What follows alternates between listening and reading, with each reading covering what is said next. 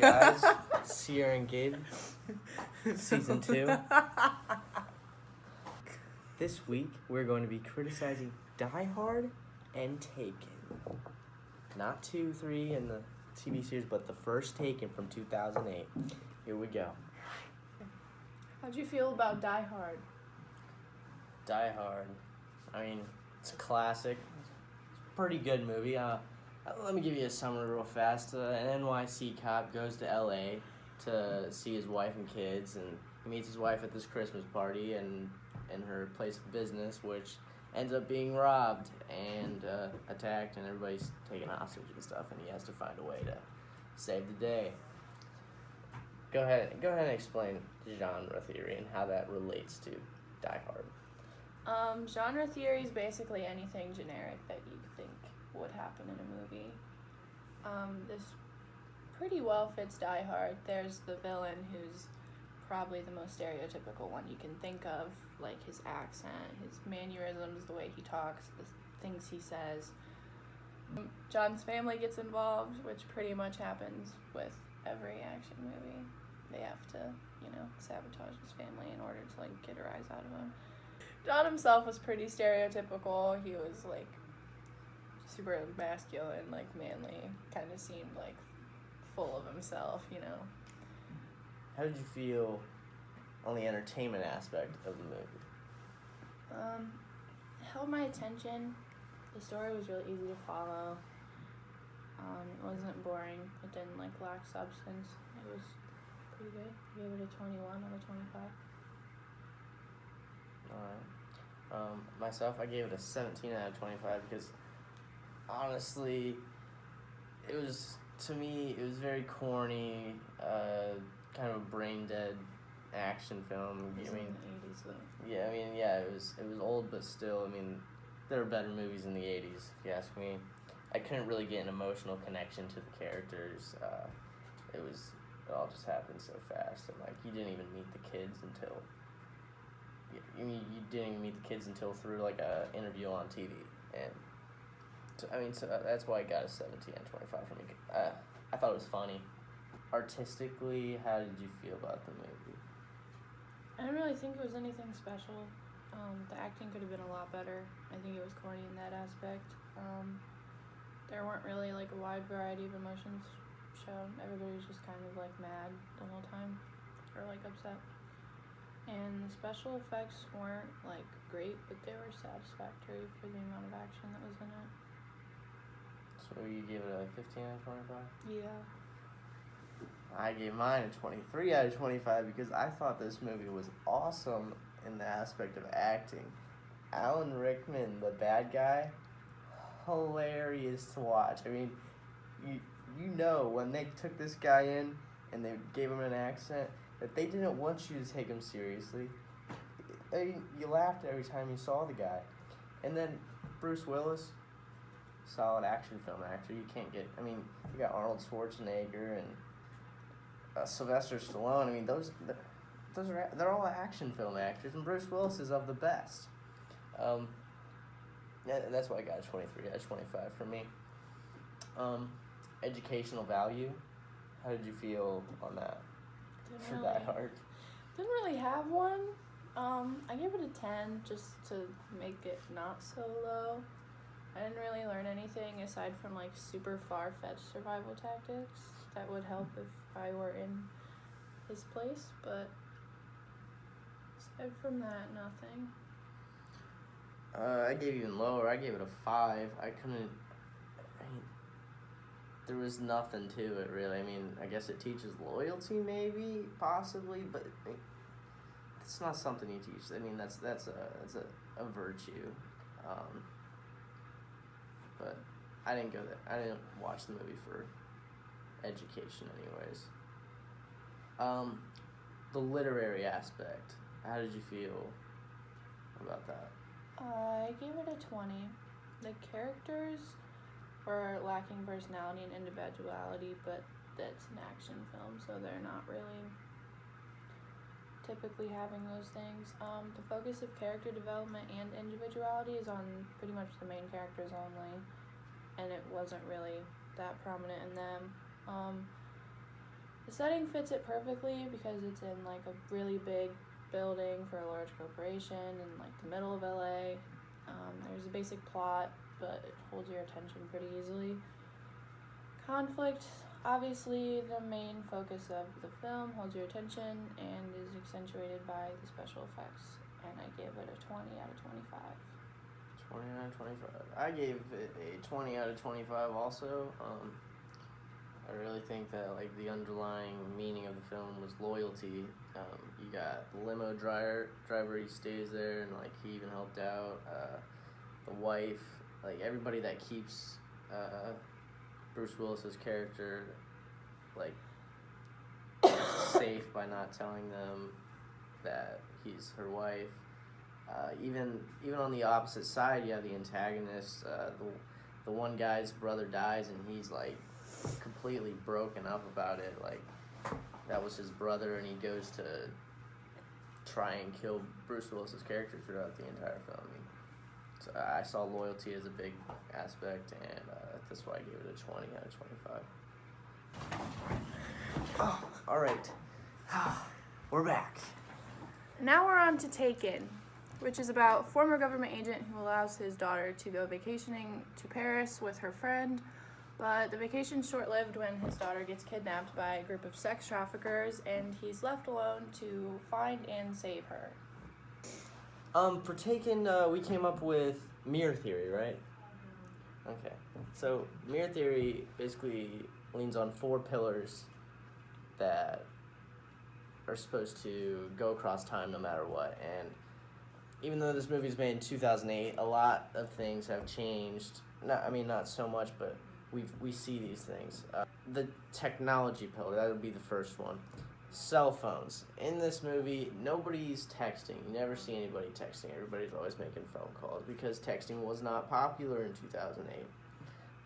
But you did take really garbage pictures, and we see that when Brian's character takes her cell phone, takes out the memory chip, and looks at a picture, and like zooms in on some guy's face in like the most like ghetto way possible. Metro train station. In a metro train station. It worked. And today, we would have a lot more technology in which he could probably just look at her cell phone and zoom in as long as it wasn't broken too badly, or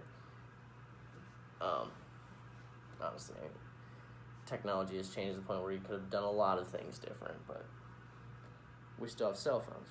The economic pillar, I think this really connects with the sex trade that was going on, as well as like prostitution that we saw in the streets and whatnot. The economic pillar was more connected to like political interest of today. It's an issue that's brought up all the time. For the sociology aspect, we see that sex drives Paris, and the prostitution and the sex trade and everything there, that's all we see in Paris, but it's what happens to be like how everybody makes their money, at least the criminals. And if you connect it back, to like where they make the film and like how they made the film, like you go to Hollywood, and today we connect Hollywood with a lot of sexual harassment and sexual assault problems that are going on a lot just 10 years later. So possibly this movie could be pointing out how those problems are going on in Hollywood itself. For the aesthetic value, basically we see the morals of these characters, of the criminals. The one guy, when they tie him up, he tells him that he has a family, but he doesn't care because this is business. And really we see the moral value, and like this makes the audience go against that. And since times haven't changed so badly that we think the same way as that guy, people today still would feel the same. Entertainment-wise, how did you feel about Taken? Well, you know I'm a Liam Neeson fan. So when I see this man on screen, his daughter get taken away from him, and his anger come out, you get that emotional attachment right off the bat. I agree. You know, I mean, honestly, I gave the movie a 20 out of 25 because, I mean, the villains could be better. Like, you don't even actually get, like, a picture of who the leader is. You don't get any names. You don't really know what's going on their side. His name was Santiago. Yeah, but he killed Santiago in, like, the first half of the still movie. Saw him. He wasn't the knew his leader. name, He wasn't the leader, though. but he Okay. was one of them. He was just one of the guys. In reality, you don't really get any attachment or any knowledge of, like, the bad guys at all. How did you feel on the entertainment spectrum?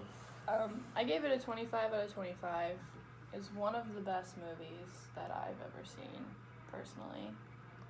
It had a lasting impression on me. I found myself feeling exactly what her dad was feeling, and I was really overjoyed with the ending. It did have a very happy ending. I have to agree with you.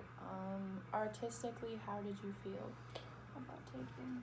Artistically, like I said, huge Liam Neeson fan, and his acting was astounding. His daughter, forget her name, but Kim.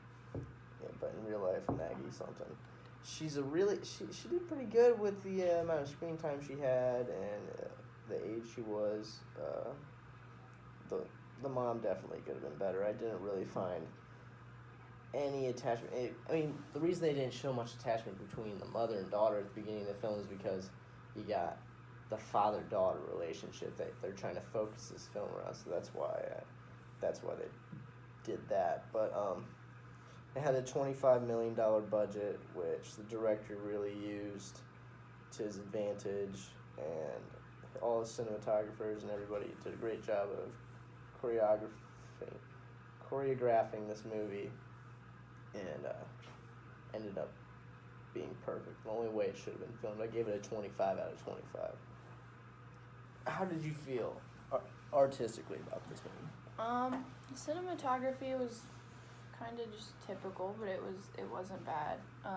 It was a basic, typical action movie, but there was a sense of uniqueness in the plot that I've never really seen. There were minimal special effects, but when they were there, they were pretty good.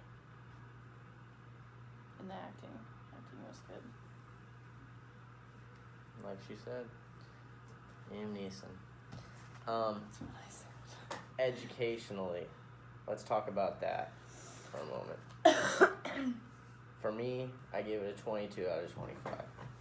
Pretty high on the education spectrum, I'd have to say. It basically was surrounded by the knowledge of what sex trafficking is. I'm sure you can tell us more about this. Why don't you go ahead?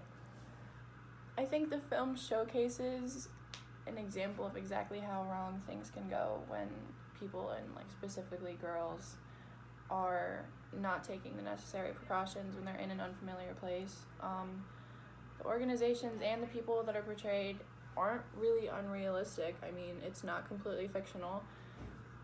People and things like that do exist, and it wasn't a new lesson to me, but a necessary reminder more of what does happen, and it kind of is just letting you know, like, you have to be careful. And education, I gave it a 20 out of 25. Literary value. I mean, this is the biggest, most important one. I gave it a 20 out of 25 just because, I mean, it wasn't a complex story. It didn't have a ton of symbolism and a ton of underlying meanings, but you had some, and I mean, it had a good, solid plot. I mean, you knew exactly where it was going. Every rising action was clear. The climax was very clear. The underlying meaning you would get, the father's love for a daughter, and myself, I saw Paris as an unknown land. Like, this was symbolized as a place where she was kidnapped by people who aren't even from France. These people were from another country, and they came there to get in desperation, like the theme of desperation. Father comes there and tears down the business they created that they made in desperation to get money. How did you feel on Literary? I gave it a 21 out of 25. The characters were really easy to become emotionally attached to. They each were pretty individual. They each had a distinct personality. It didn't take long to feel attached to them. The setting, kind of like you said, I thought was perfect. It was in a large city. There was a wide variety of people, a lot going on. It was kind of hard to like distinguish exactly who and what. And it was kind of like an unknown land in a sense. The plot, it wasn't just unique, it was completely captivating with my attention, and I think that the most prominent theme to me was dedication to your family, because Brian crossed the world to find his daughter and relentlessly just fought until he got her, and then once he did, that was like all he was focused on. Like, he didn't try to do anything about their organization, like didn't like save anyone else. He was just completely focused on getting his daughter back, and he did.